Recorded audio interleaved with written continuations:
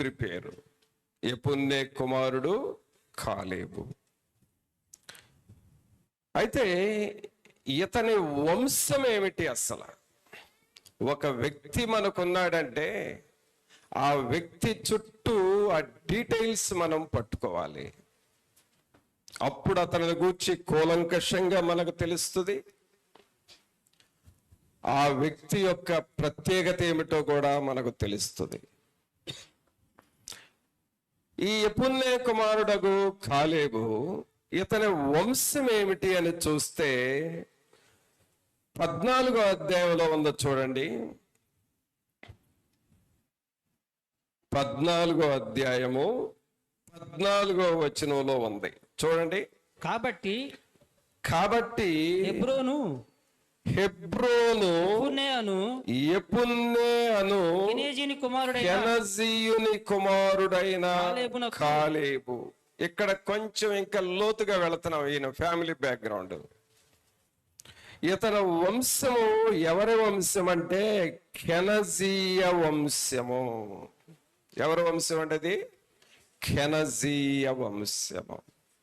ఇప్పుడు మనం చెప్పాలంటే అతని వంశం పేరేమో కెనజీయ, అతని తండ్రి పేరేమో యెఫున్నె, అతని పేరు కాలేబు. ఇది ఒక సీరియల్. అంటే ఒక వ్యక్తి ఉన్నాడంటే ఆ వ్యక్తికి తండ్రి ఉంటాడు, ఆ వ్యక్తికి వంశము ఉంటది, మరలా అదే వ్యక్తికి ఆ రోజుల్లో గోత్రము కూడా ఉంటది. ఈ 4 తెలిస్తే ఇతను అసలు ఎలాంటి వాడో మనకు పూర్తిగా అర్థమైపోతాయి. ఇతను ఏ వంశానికి సంబంధించిన వాడని మనం వింటున్నాం? కెనజీయుడు,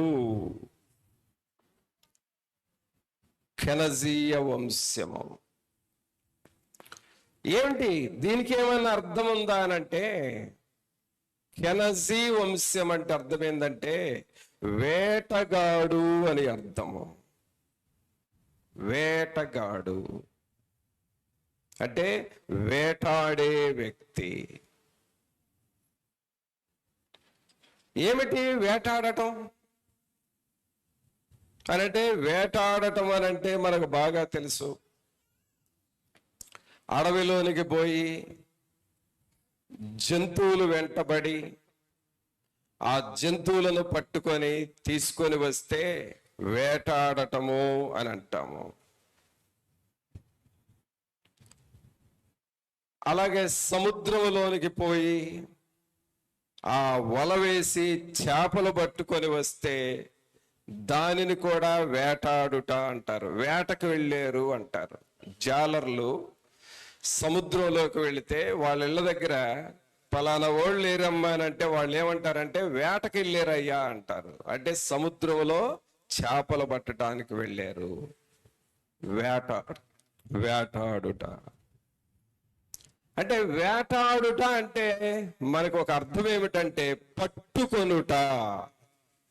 వాళ్ళు జంతువులు పట్టుకుంటారు వేటాడి, జాలర్లు అయితే చేపల్ని పట్టుకుంటారు. వేటాడుట.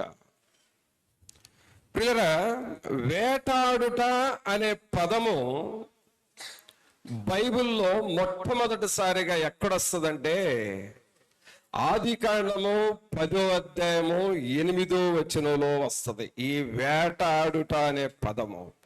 ఒకసారి చూడండి మీరు ఆ వాక్యాన్ని. ఆదికాండము 10వ అధ్యాయము 8వ వచనం. కూషు నిమ్రోదును కనెను. అతడు భూమి మీద పరాక్రమశాలి అయి ఉండుటకు ఆరంభించెను.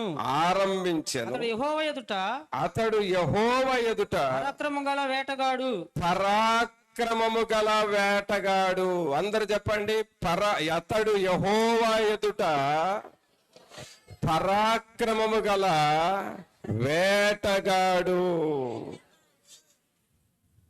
పిల్లరా చూడండి. కాబట్టి బైబిల్లో మొట్టమొదటి వేటగాడు పేరు చెప్పాలంటే నిమ్రోదు. అక్కడ నుండి ఈ వేటగాళ్ళు అందరూ కలిసి ఒక వంశముగా వచ్చారు. ఆ వంశాన్ని కెనజీయ వంశము అంటున్నాము. ఆ కెనజీయ వంశములో నుండి వచ్చాడు ఈ కాలేబు. అంటే ఏ వంశములో నుండి వచ్చాడు కాలేబు? వేటగాళ్ల వంశములో నుండి వచ్చాడు.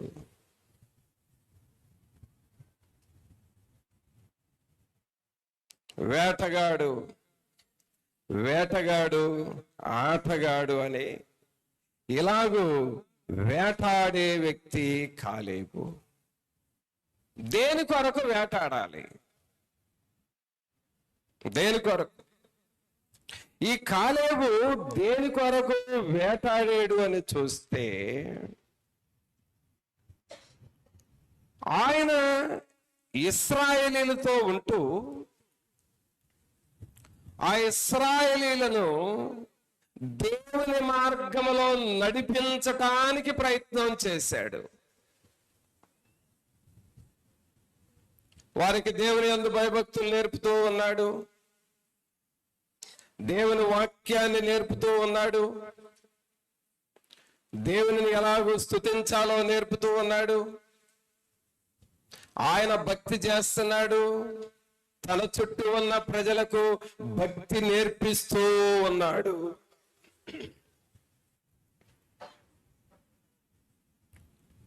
కాలేబు వేటగాడు వంశంలో నుండి వచ్చాడు. అతను వేటగాడు తనను ఎక్కడ చూపిస్తున్నాడంటే ఆత్మలను సంపాదించుట కొరకు వాడుతూ ఉన్నాడు. ప్రజలకు ఎలాగూ దేవుని వాక్యం చెప్పాలి, వారికి దేవుని యందు భయభక్తులు ఎలా నేర్పాలి, వారిని లోకములో నుండి విడిపించి దేవుని మార్గంలో ఎలాగూ నడిపించాలి. ఎవరైనా సాతానుడు చెరలోకి పోతే, ఎవరైనా సాతానుడు యొక్క బంధకాల్లోకి వెళితే వాళ్ళని ఎలాగూ బయటికి తీసుకురావాలి,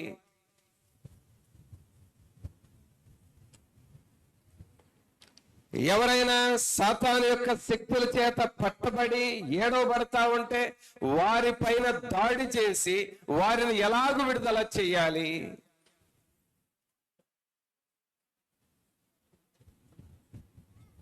కుటుంబాలను ఎలాగూ రక్షించాలి, ఆత్మలను ఎలాగూ పట్టుకోవాలి, ప్రభువులో ఎలాగూ పెంచాలి, ఈ ప్రజలను దేవుని వైపుకి ఎలాగో మళ్ళించాలి, దేవునిని చూసేలాగా ఈ ప్రజలను ఎలా చెయ్యాలి, ఈ వేటాడటము కాలేబుకి ఎక్కువ ఇష్టం. ప్రియులారా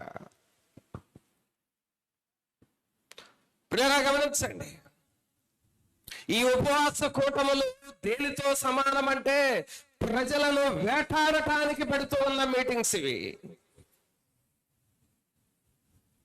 నీవెక్కడ బంధకాల్లో ఉన్నావో, నీవెక్కడ చెరలో ఉన్నావో, నీవెక్కడ జబ్బులో ఉన్నావో, నీవెక్కడ సాతానుడి కింద నలిగిపోతున్నావో, నీవెక్కడ పొరపాటులు పడి మార్గం తప్పావో, నిన్ను వేటాడి నిన్ను వెదకి తన వాక్యము ద్వారా నిన్ను కత్తిరించి నిన్ను దారికిలో పెట్టి దేవుని మార్గములో పెట్టే వేటకోటమిది.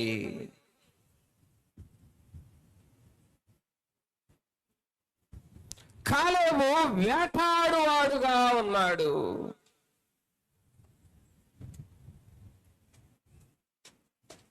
ఆత్మల కొరకైన వేట.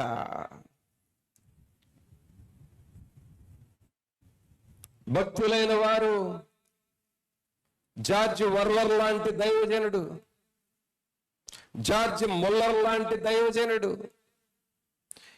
ఇంకా జార్జ్ విట్ఫీల్డ్ లాంటి దైవజనులు, వీళ్ళు దేవుని సన్నిధిలో సువార్త సేవ చేసి ఆత్మల కొరకు వేటాడారు.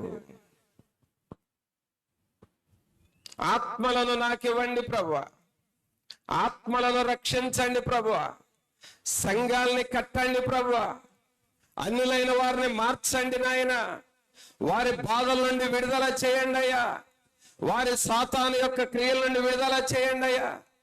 వారు నరక మార్గంలో వెళుతున్నారు, వారిని పరలోక మార్గంలోకి త్రిప్పండి అయ్యా అని దేవుని దగ్గర ప్రార్థన చేసి, దేవుని పాదాలు పట్టుకొని సిలువ సువార్త వారికి ప్రకటించి, వారిని వేటాడి దేవుని మార్గంలో పెట్టి వేల మంది ప్రజలను, లక్షల మంది ప్రజలను దేవుని సన్నిధిలోనికి నడిపించి అనేక మంది భక్తులను తయారు చేసిన వేటగాళ్ళండి ఆ మిషనరీస్ అందరూ. సహోదరి, నువ్వు మారు మనసు పొందితే నీలో వేటగాడి లక్షణాలు ఉండాలి. నీవు బాప్తిస్మం తీసుకొని దేవుని సన్నిధిలో ఉంటే నీకు వేటగాడి యొక్క లక్షణాలు, ఆ క్వాలిటీస్ రావాలి నీలో.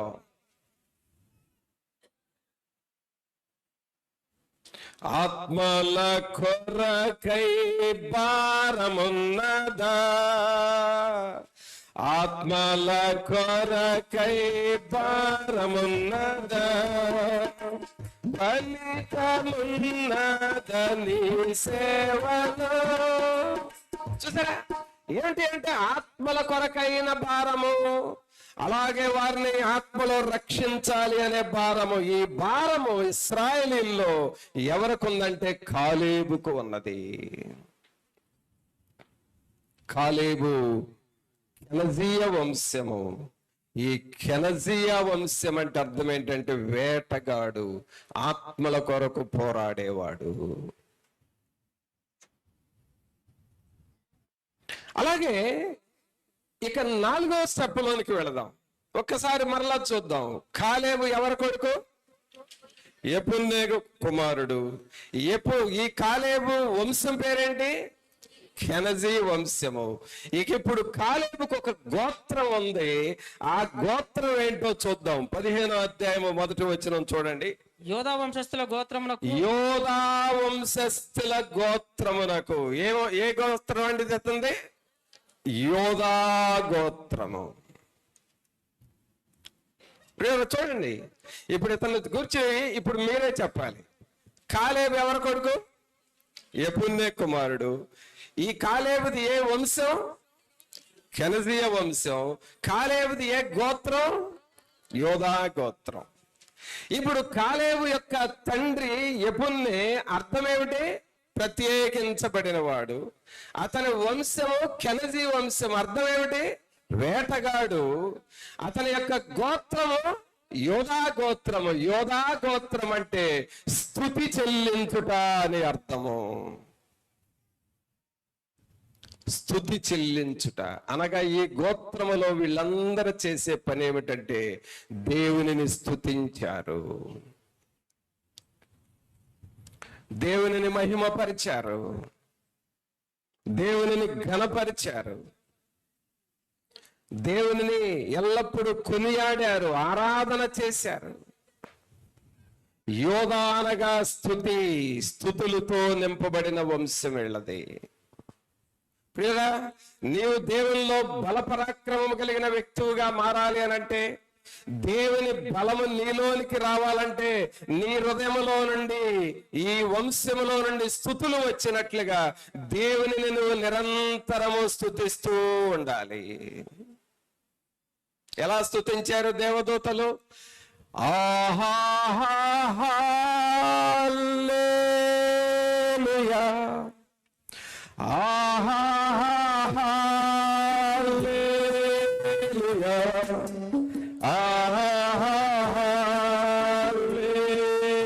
ఆహాహల్లెలూయా, ఆమేన్, ఆహాహల్లెలూయా, ఆహాహల్లెలూయా,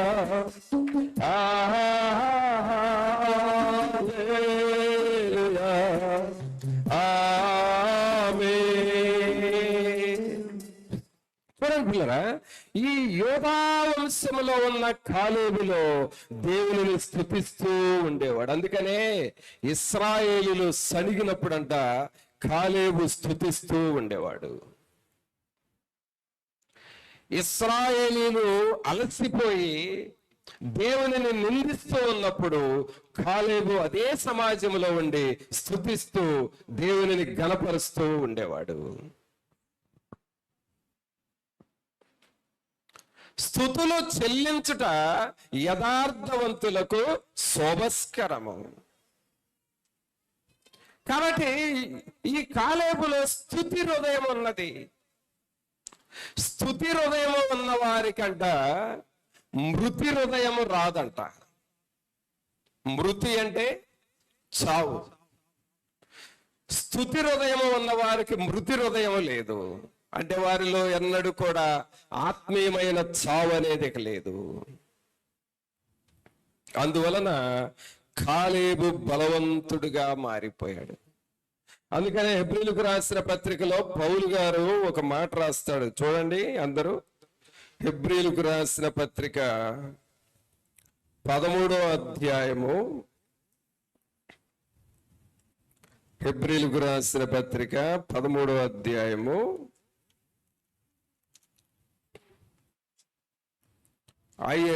15వ వచనం చదవండి.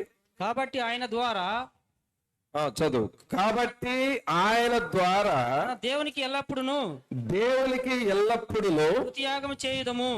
స్తుతియాగము చేయుదము. చూసారా? దేవునికి ఎల్లప్పుడూ స్తుతియాగము చేయుదము అనగా మనం ఎల్లప్పుడూ ఈ కాలేబులాగా దేవునిని స్తుతించే వారముగా ఉండాలి. ఆ స్తుతి హృదయము, స్తుతి ప్రార్థనలు మనలో ఎల్లప్పుడూ ఉండాలి. ఎల్లప్పుడూ ఉండాలి. కావున ప్రభునంతులరా, ఎల్లప్పుడూ మనము స్తుతియాగము చెల్లించాలి. ఒకప్పుడుకి కాలేబు నిండు మనసుతో దేవుణ్ణి ఎలాగూ స్తుతించేవాడిగా మారాడంటే, ఆయన పుట్టింది యోధా వంశము. ఏ వంశం అంటే ఆయన? యోధా వంశము. యోధా అంటే అర్థం ఏంటి? స్తుతి చెల్లించుట. స్తుతులు చెల్లిస్తూ వచ్చాడు. పిల్లరా, మనం ఆత్మలో బలపడుతూ ఉండాలంటే స్తుతులు చెల్లిస్తూ ఉండాలి. నిత్యము కూర్చున్నప్పుడు, నడుస్తూ ఉన్నప్పుడు, ఇలాగూ దేవుని సన్నిధిలో కూర్చున్నప్పుడు కూడా నీ నోటితో దేవునిని స్తుతులు చెల్లిస్తా ఉంటే ఆ స్తుతుల పైన యేసయ్య ఆసీనుడవుతాడు. కావున ప్రియులారా, ఇప్పుడు 4 విషయాలు, 4 పాయింట్స్ వచ్చినాయి. ఇప్పుడు 1 కాలేబు, 2 వాళ్ళ తండ్రి, ఆయన యెఫున్నె అనగా ప్రత్యేకించబడిన వాడు, స్థిరపరచబడిన వాడు. ఇతని వంశము కెనజీ వంశము అనగా వేటగాడు అని అర్థము, అనగా ఆత్మల కొరకు వేటాడి సంపాదించాడు. అలాగే అతని వంశము యోధా వంశము. యోధా వంశము అనగా దేవునిని స్తుతించువాడు అని అర్థం. ఇప్పుడు ఇతని సాక్ష్యాన్ని 3 మాటల్లో చెబుతాను, జాగ్రత్తగా వినండి. సాక్ష్యం అంటే అరగంట పట్టిద్ది కొంతమందికి. సాక్ష్యం చెప్పమంటే అరగంట చెబుతారు, కొంతమంది 15 నిమిషాల్లో చెబుతారు. నేను 1/2 నిమిషంలో కాలేబు సాక్ష్యం చెప్పబోతున్నాను. 1/2 నిమిషంలో 3 మాటల్లో తేల్చేస్తాను. ఆ 3 మాటల్లోనే కాలేబు జీవితం మొత్తం వచ్చేస్తుంది. అదేమిటంటే, కాలేబు ఒకప్పుడు బానిస.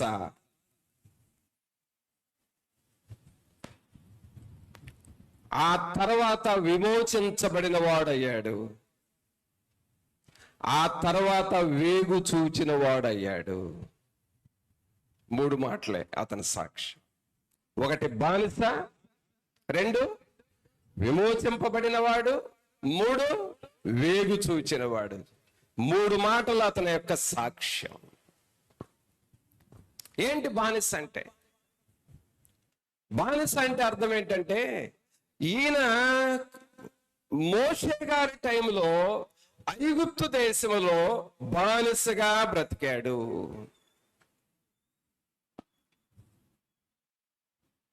బానిసగా బ్రతికాడు.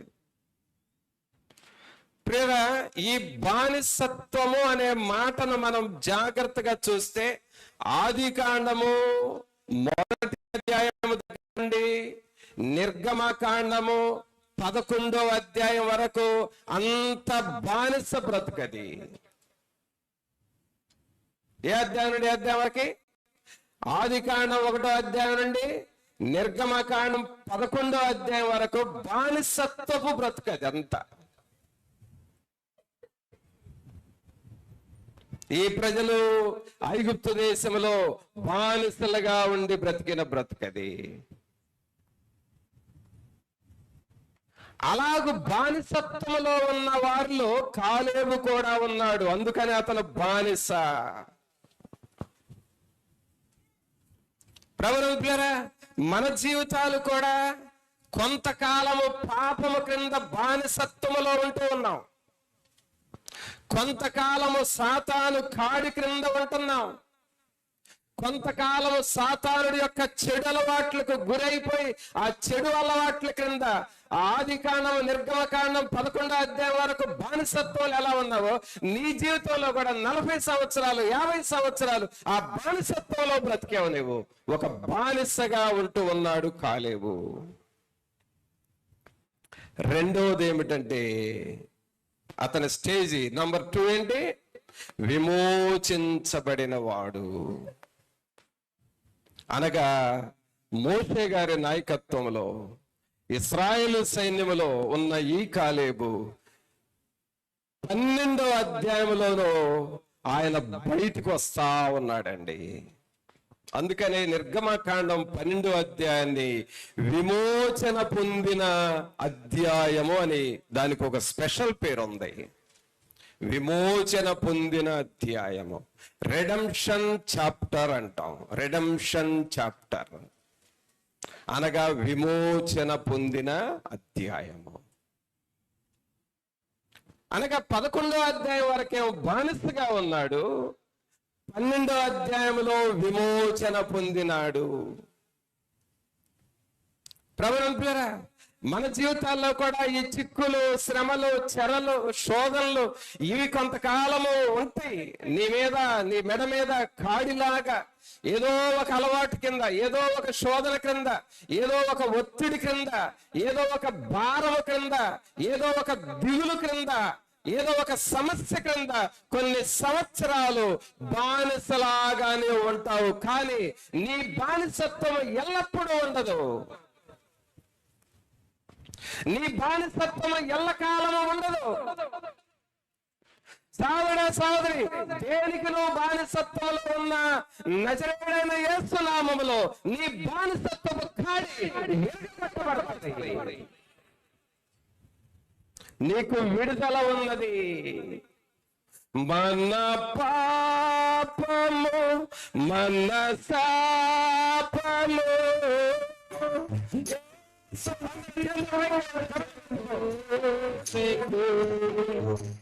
కల్వరి సిలువను సాతాను సైన్యము కోల్చివేసెను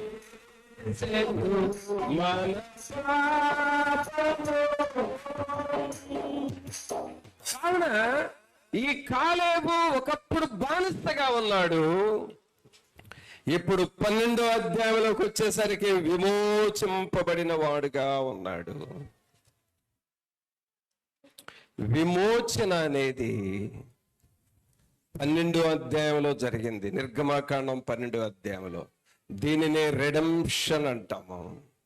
ప్రతి ఒక్కరికి విమోచన ఏమిటంటే సిలువ ద్వారా మనము విమోచింపబడుతూ ఉన్నాం. అది ఏదైనా అపరాధమైన, శాపమైన, ఏ కాడి క్రింద నువ్వు బ్రతుకుతున్నా యేసయ్య సిలువ ద్వారా నీకు విమోచన.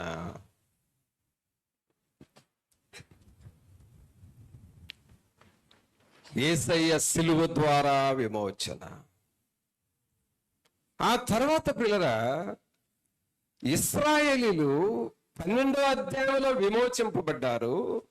ఇక 13వ అధ్యాయంలో రక్త ప్రోక్షణ జరిగిందండి వారికి.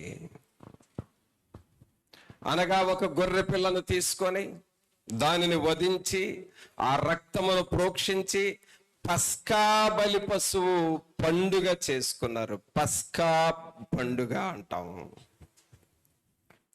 పస్కా పండుగ అంటే అర్థం ఏంటో తెలుసా?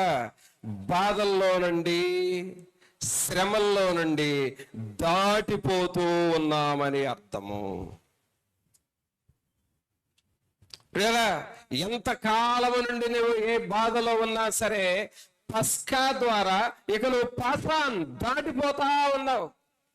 ఆ బాధలో నుండి, ఆ శ్రమలో నుండి, ఆ శోధనలో నుండి ఇక దేవుడు నీకు విడుదల ఇచ్చాడు కాబట్టి వాటిని వదిలేసుకొని దాటిపోతా ఉన్నావు.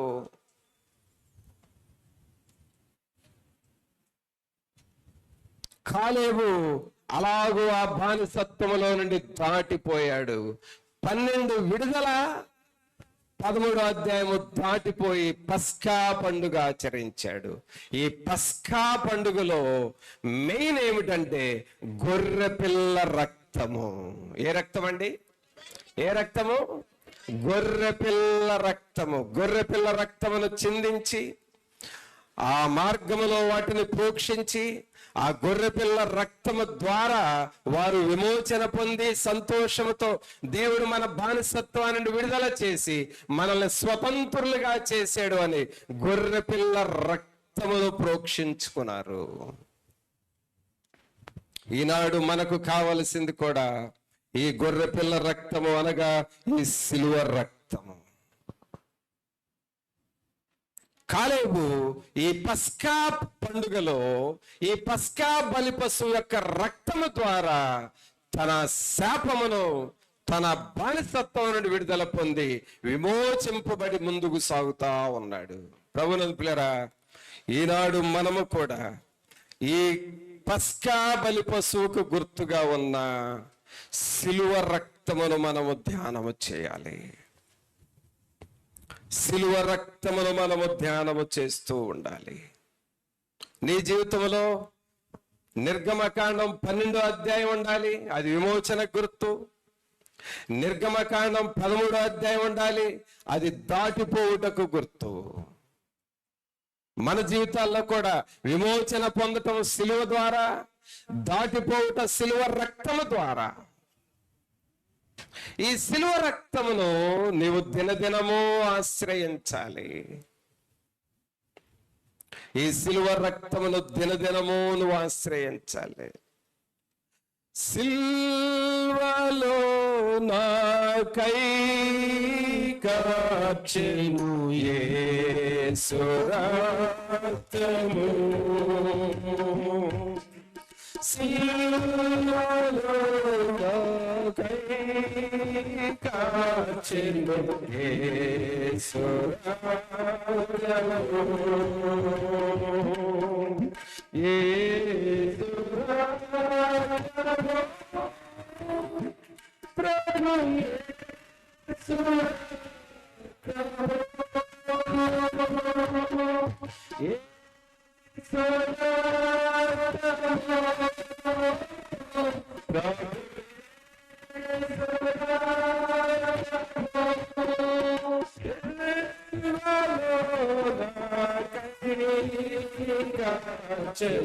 యేసు రక్తము, కాలేబును ఈ పస్కా బలి పశువు యొక్క రక్తము విడుదల చేసి తనను స్వతంత్రునిగా చేసి అలాగూ తన బానిసత్వం నుండి దాటిపోవునట్లుగా పస్కా పండుగను ఆచరించాడు. ఆ రక్తమును ధ్యానం చేశాడు. అయితే ఈనాడు ఈ సిలువ రక్తము మనకున్నది. మనలో ఎవరము కూడా కృంగిపోనవసరం లేదు. ఆయన సిలువ రక్తమును నువ్వు ధ్యానం చేయాలి. ప్రతి దినము ప్రభా నీ సిలువ రక్తము నాకు కావాలి, మీ సిలువ రక్తము ద్వారా నాకు జయము రావాలి ప్రభు అని నువ్వు అలాగూ దేవుణ్ణి అడుగుతా ఉండాలి.